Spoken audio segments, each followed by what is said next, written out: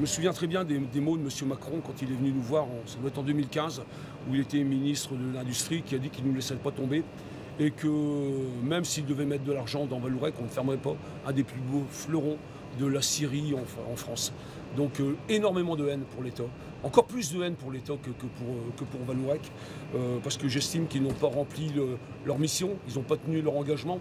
Et derrière ça, je dirais, quand on se permet de faire, en fin de compte, quand Vallourec prend la position de dire je ne suis pas le projet Altifort, parce qu'en l'unanimité, en fin de compte, on a fait un conseil et personne n'a voulu suivre ce projet, l'État est quand même responsable de 17% de l'actionnariat Vallourec. Donc ça veut dire qu'il a cautionné cette situation. Donc je suis très remonté après eux, pas après la région, très remonté après l'État, de nous laisser, en fin de compte, mourir comme ça, sans bouger. Secrétaire d'État, j'ai entendu ces quelques mots qui me parlent un petit peu de reclassement. On ne veut pas de reclassement, nous. Nous, on veut vivre, on veut travailler, on veut continuer à faire marcher notre outil, à être bien avec nos gens, à être bien avec nos équipes, à produire. C'est ça qu'on veut. On ne veut pas entendre parler de reclassement. Le reclassement, c'était le plan B. On n'en veut pas du plan B. Nous, on veut travailler, travailler. Et regardez un petit peu notre outil, comment il est. Il est beau, il est performant, il est industriel, il a la pointe de la technologie. Et on parle de reclassement?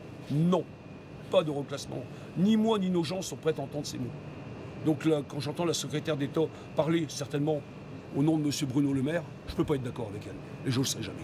Depuis 2014, Vallourec a pris la décision de se séparer des sites en France et en Europe. Et du coup, nous, on a subi successivement des PSE.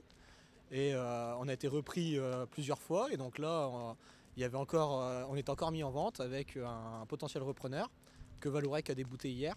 Donc officiellement il a refusé d'aider le repreneur à la reprise. Lui il a donné des raisons qui l'incombent, hein. Il trouve des arguments, on en trouve toujours des arguments.